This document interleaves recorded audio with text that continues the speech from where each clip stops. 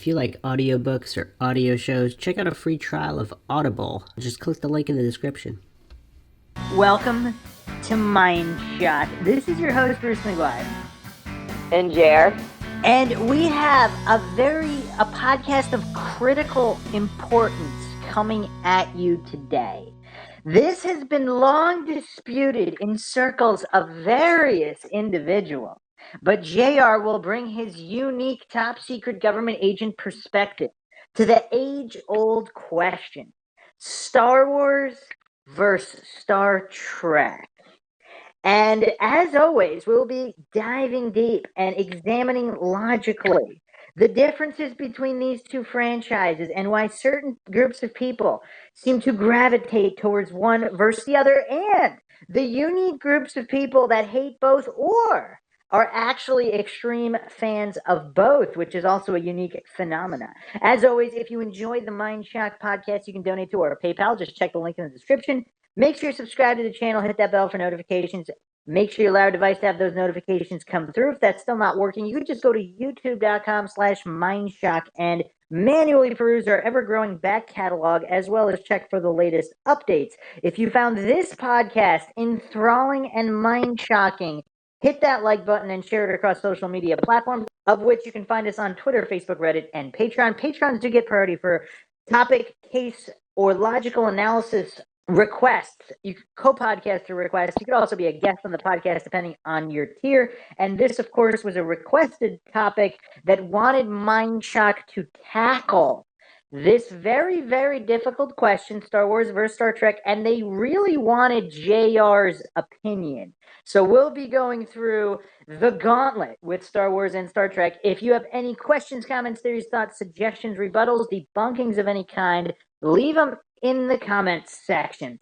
All right, JR, so first of all, do you have a preference? Well, let me ask you a question, Bruce. You ever been to Comic-Con? No, I have not. You should go. Should I? It's not just an expo. It's an experience. Well, you didn't answer my question. Well, I don't necessarily have a preference, Bruce. I have to say that, since Lucas sold out to Disney, there's been an interest, because I think that, it went downhill rapidly. And if you want to ask me my professional film opinion, I would say that George Lucas's opus actually wasn't Star Wars. It was American Graffiti. And to be quite honest, I think Star Trek is funnier, and it's better because if you turn the volume off, to watch them throw themselves around the bridge is really funny to watch.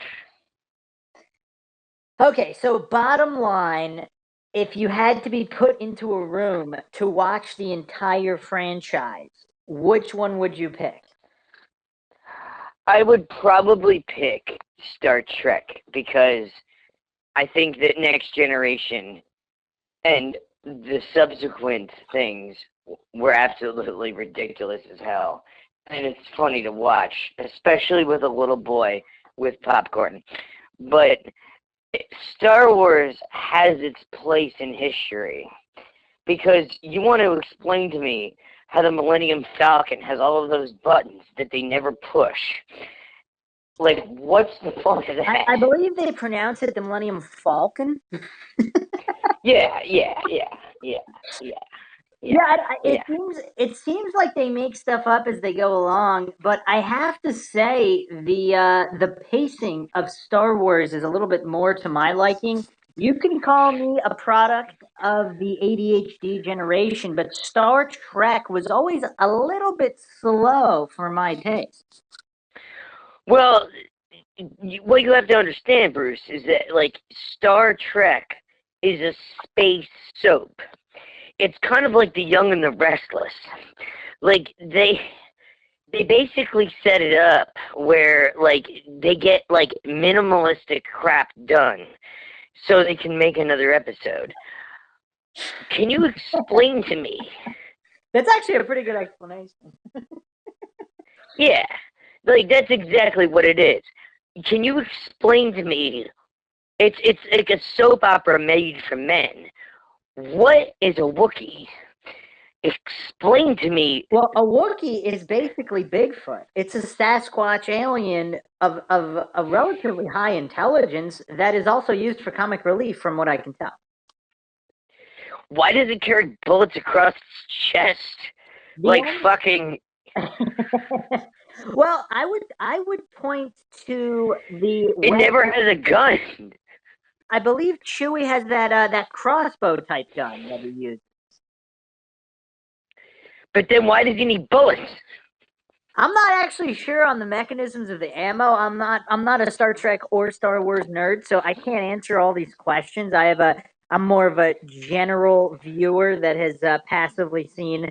I think we need to get some nerds like involved with this conversation before we continue, Well, I thought you were well versed in everything Star Wars, Star Trek.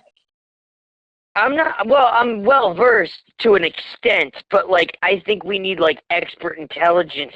Well, I mean, I don't know. I think we can handle it. We're talking preferences. We weren't requested to dissect every single working mechanism and the. Oh no! Like we're dealing with like topics where like every single frame is going to be dissected in the comment.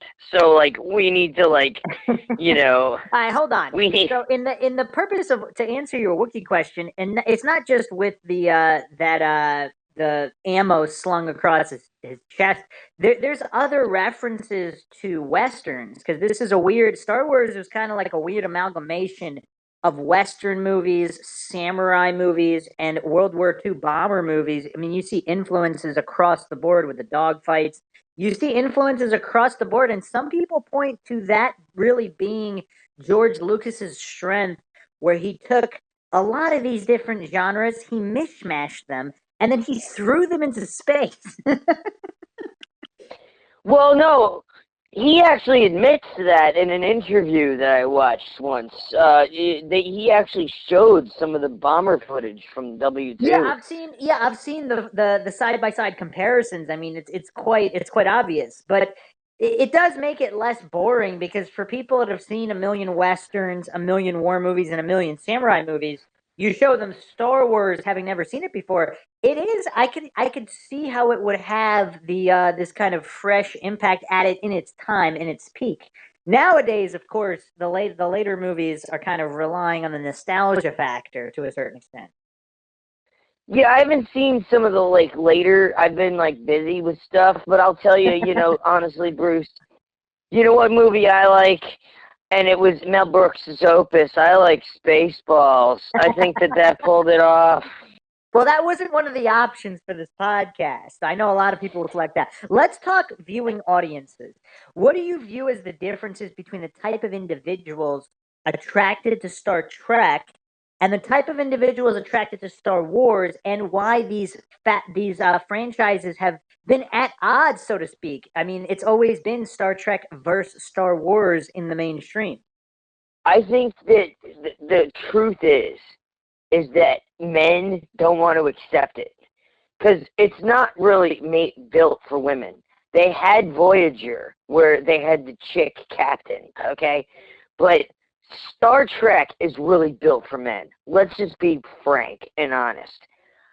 Men don't want to admit that they want to watch a soap, but they do. Whereas Star Wars, I think it's more of a going to the movie theater and buying, like, you know, Juji Fruits and Junior Mints kind of situation. So you're saying Star Wars is more of a mass appeal, whereas Star Trek, what I've noticed is a lot of the hardcore nerds. I think that Star Wars is built for the big screen. You know, Star Trek was never built for the big screen. I will say that I think out of all of the Star Trek movies that I've ever seen, and I haven't seen the recent ones, so you're going to have to excuse me, because some of your people are probably going to be pissed, because I know that, like, you know, some of the later ones, they got bigger. I think that the best one was First Contact with the Borg. But I think that Star Trek was designed from the outline to be on the big screen. I don't think it was ever meant to be on the little screen. Star Trek was built to be in, you know, TV City. and they engineered movies later on. Okay, so that brings me to my next finer point of the question. So do you kind of view it as the hardcore Trekkies are possibly more intelligent nerds, computer engineering type nerds, where they view the Star Wars franchise as more of a popcorn, dumb for the masses type franchise, whereas Star Trek is more specialized? Well, considering that, like, in California, there was actually, and I don't know if it still exists because of coronavirus, there was a Star Trek Federation where, like, you can actually earn, like, rank. I don't know if that exists for Star Wars, but I don't really know. Like, I mean, it's an interesting question. I mean, this is one of those things where we get into who collects action figures and who doesn't. I mean, that's a little bit of a non-answer, though. Let's look at it from the other side. Do you view the Star Trek audience, which is, of course, a little bit more mainstream? It varies. You don't see that many, at least personally, throughout media representations. I haven't seen little kids as fans of Star Trek as much as Star Wars, where there's a lot of targeting for the toys, the books, like the coloring books. All of that seems to be more of a Star They Wars have thing. fucking Christmas ornaments, Bruce. Are you saying there's no Star Trek Christmas ornaments? There are. Okay, so there's both Star Trek and Star Wars Christmas ornaments. Yeah. But anyway, the point is, do you kind of see the Star Wars aficionados as viewing Star Trek as either too boring, not worth it, or what do you think the angle is from the Star Wars side of it, the people that prefer Star Wars? It depends on what, like, like bracket of the film you're talking about. If you're talking about the original three, if I had to pick, I would pick The Empire Strikes Back. Like the new ones, I have to say I do like retain, certain posters because my parents were in printing. I thought that The Phantom Menace was interesting because it had an interesting concept. If you're talking about the new crap, I haven't even looked at that. So I don't really know, like, like you're delving into an area where it becomes really, really gray and black for me. I only really know, like, I mean, like, what level of the films are we talking about here? Are we talking about the originals? Did you hear my question? My question was about the fan, not the film. No, I know, I understand that, but I want to know, like, it because I think there are different levels of fans. Okay, yes, true. I'm talking about across the board. Let's average all of them. Let's not just talk about the hardcores of the original three. Let's not talk I about. think that children prefer Star Wars as opposed to Star Trek. I think that Star Trek became really political during Deep Space Nine. And I think that, like, after that, they couldn't go back because they had generated so much bullshit that it was one of these situations where, like, they had this architecture that they couldn't escape from. I think that that's one of the main things. I think when it was stupid and it was just about Triffids, I think they, like, maybe appealed to children. Okay, but you also have to understand, the original series, there wasn't that much on TV. So, like, by the time they got to the end of the road, like, there was all this other crap that they had to compete with. I will say that I think that the one, what is it? What do they call that? It wasn't Next Generation, it wasn't Voyager, it was like First in Space or something. That was like the most underrated show of all time, and they screwed over their fucking cast because in the end they made it some sort of hollow episode. Like, I think that, like, that was like, or what was it called? I forget what it was called, but like, they screwed over their fucking crew because they made it some sort of holodeck program in the end. Okay, fair points. Fair points. Let's get into the Disneyfication of Star Wars. Do you think that so there's been some sentiment with the release of the latest three films and then possibly Han Solo and Rogue One that again through the Disneyfication the budgets went up, but some of the hardcore Star Wars fans seem to no longer be fans of the series. Well, because they fucking turned it into like complete CG. I mean, at least like George Lucas had like a real Millennium Falcon to work with. I think they pronounce it Falcon. Shut up, Bruce. So okay, it's not well. They also the last one. I think you said you haven't seen it. What is it? The Rise of Skywalker and the one before the Last Jedi. Some people viewed it as kind of Hollywood politicization, and then all of these box checking strategies and propaganda. Do you think that had a lot to do with the long term hardcore fans kind of turning their back on Star Wars? Yeah, that and probably like, like bags of like paper that like transpired. So, okay, let's move on now to the unique group of people that are fans of both Star Wars and Star Trek. So, do you think these people just love space operas so much and sci-fi? I mean, they just love anything they can get their hands on, including, let's say Babylon 5. Do you have any opinions on that series? We're not going there, Bruce. Or what was the other one? We're not. Battlestar Galactica? I've never seen that. Some of these are actually novels. Like, if you want to ask me my opinion, Bruce, I'm a Bond guy, but that's a separate podcast. Yeah, all right. So just addressing the people that are fans of both Star Wars and Star Trek, it seems to be slightly less rare now, but back in the day, there was like this big rivalry, Star Wars versus Star Trek. What do you think of people that can be fans of both? Do you have any opinion there? They're a special breed. That's all you got? Well, I mean, I'm not saying they're a bad breed, but they're a special breed. All right, and what do you have to say to the people that hate both franchises? I don't know if flat earthers would be included in this category, but maybe people who don't believe in space or planets at all. But people that just don't like space operas or anything alien related, why do you think there's that group of people exist? And what do you what are your thoughts on that? Well, that's why we have General Hospital, Bruce. All right, so I would be remiss if we didn't really address this because this seems to be a big talking point in both Star Trek and Star Wars franchises. Is there a preferred viewing order for Star Trek? Is it chronological? Is it order of release or a different order? And then conversely, same question for Star Wars. I would say with Star Wars, I would start with the originals. If you're doing Star Trek, it depends on what bracket of age you're talking about, but I would start with like the Next Generation. That seems to be the most successful of all of their series, and it also explains like the most.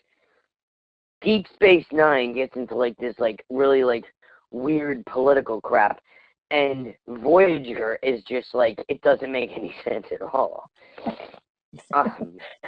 So, and then there's the original, which if you are into that, like the retro stuff, there are parts where Captain Kirk uses a light switch to communicate with the bridge because that's how low budget it was. So, like, and, like, I don't really know how to answer that question. All right, so I mean, this was the requested episode, so we kind of went over the differences. So my main stance is if you prefer action and fast pace, and you have attention deficit disorder, Star Wars is probably a better go-to. As for viewing order, I haven't really seen much of Star Trek. I can't really comment there. I believe your comments will suffice. But for Star Wars, what are the options? You can go in release order, which is pretty good, or you can go in chronological order. I will say this: episode 2 and 3 are just not recommended. I don't know if you would agree with that or not. What are episodes 2 and 3. Like, Attack of the my Clones, brain. Attack of the Clones, and Revenge of the Sith. So that would be. Yeah, I know. My Yeah. brain like physically blocked those movies out of my mind. Yeah, they were a bit rough. Episode 1, of course, was the resurgence of Star What Wars. the hell is with Disney like taking over Well, and like it? that was before the Disney takeover. So, But I know that. But like afterwards, let me ask well, you a let's finish. Well, question. hold on. Let's finish with the first three, which episode 1, episode 2, episode 3, where there was this long break, and then all of a sudden George Lucas decided that the Hollywood movie magic caught up to his vision. I mean, that's an interesting way to put it. And then apparently he was so exhausted from making episode 1 that he just completely went hands off after that point. I mean, I don't know. It's not actually episode 1. Like the thing is like the original Star Wars is the only Star Wars that George Lucas ever actually directed. He never directed another one afterwards. I believe he directed The Phantom Menace. I don't believe so. He might have, but I know his son was involved with, or his daughter might have been involved with. They were a Jedi or something when in like that like Yeah, other he did. episode. He did write and direct episode 1. Well, he wrote Indiana Jones too. You know, like No, he directed. He directed episode 1. wow, I didn't know that. Well, you learn something every day. Well, you were requested to do this podcast. Nobody ever. You never claimed to be a Star Wars expert, so the listeners can't be mad at you. You know. I'm only doing the best I can. Like Yeah. I think that I've like brought something to the table. Yes, you have, and particularly in the area of Star Trek. I mean, do you? I think we went over a lot of stuff. I mean, philosophically, some people think Star Trek is deeper than Star Wars, but I would argue that Star Wars has some deep philosophical concepts as well. My main criticism of Star Wars is the coincidental nature of the family relations. I mean, almost regardless. I mean, you can watch Rogue One. It's like how coincidental is it that these people know each other or are related with each other that just happen to be battling against like the main battling forces of the universe? I always found that coincidental. Do you have any thoughts on that? Well, I find it interesting that like he knew that he was his father all along, and then like what like and then there was another, but like he didn't know who the other was. Like what the fuck was up with that? Okay, now that you mentioned father, we have to talk about the Mandela effect. So, the first time you saw Star Wars, did Darth Vader say, "Luke, I am your father"? Well, that's not the first time I saw Star Wars. That's in The Empire Strikes Back, right before he is thrown to the Yeah, cloud that's what I base. mean. Yeah. I'm not talking about New Hope. I'm talking about the famous Darth Vader line in yes, it was Empire Strikes Back. Luke, is it Luke? I am your father. Yeah, I think it's Luke. I am your father, and then he talks about like Well, joining are you together or aware of something. the Mandela effect? Because it's no longer that. If you go back and watch it, you're aware of what the Mandela effect is, right? Yeah, of course. So apparently that's what everybody remembers, but that's not what it actually was. Make I mean, people track down the original 35 millimeter print, and that's not what it. Apparently, in our new Mandela effect reality, whatever, if this is some kind of weird simulation, they went back and changed it, or if it's some kind of side effect, butterfly effect, byproduct of time travel. We will be doing an episode on the Mandela effect that is scheduled. It's been much requested on MindShock because they want all the different explanations, and I have tracked down quite a few, and I even have a Bruce McGuire theory on what the Mandela effect could be. And no, it's not simply everybody has faulty memory coincidentally only about certain things. Because if you take other things, nobody has faulty memory about it. If it was faulty memory, that means there'd be large portions of the population that remember like 5 different things about everything, which is obviously not the case. Bruce, is your wife like fed and clothed? Like I mean, like what? Like, do you have like babies? Like, I mean, are they like changed on a regular basis? Where the hell do you come up with this shit? And like, how are you able to finance this stuff? Well, we have a lot of loyal Mind Shock listeners out there, and All of their contributions are much appreciated to help us come out with more and more podcasts. So, I mean, at least I have some sort of federal pension that's supposed to show up, but unfortunately, like, the government is like screwing me around right now. But I well, mean, at least let me like, ask you one final mind-shocking question to round out this podcast. Was there any governmental involvement in the Star Wars or Star Trek franchises, and was any predictive programming inserted into it? Because even with Star Trek, with the watches and the communicators, I mean that's a certain iteration of our modern technology. With even in Star Wars, the hologram projections, all of these things were eerily predicted how quickly and easily everybody can FaceTime or Zoom each other now. It's kind of eerie, is it not? well, it is a little eerie, but like I would say that like the government was probably financing them because at the same time they were financing Captain Planet. So I would say that it's probably something where like, let's just say that like I said before, briefcases of paper changed hands. I have seen that multiple times in my career. Okay, fair enough. So there you have it. You guys can chime in with your own opinions. Star Wars versus Star Trek. Is it possible to be a hardcore fan of both? And for the people that are fans of neither, preferred viewing order to get into these franchises if you have nothing better to do. And if you believe that this was an abuse of a Mind Shock request, you can also leave your feelings on that in the comment section as well. But if you found it interesting, informative, and mind shocking, feel free to donate to our PayPal. Just check the link in the description. Help support Mind Shock and help us get more episodes out there on a variety of topics. Nothing is off limits. Make sure to subscribe to the channel. Hit that bell for notifications. Make sure you allow your device to have those notifications come through. Like the podcast, share it on social media platforms, of which you can find us on Twitter, Facebook, Reddit, and Patreon. This is Bruce McGuire signing off. And Jared tapping out. We'll catch you guys next time.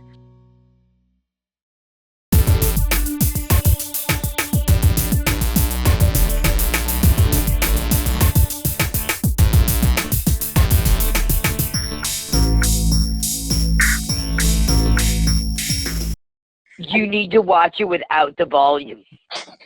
No, I'm just saying. You watch one episode, and then you watch one episode without the volume. The same episode. The way they throw themselves across the set is hysterical. Like I'm not even joking. Like this. Like it's hysterical. The way they toss themselves across the set is absolutely brilliant. I think that's why they were hired.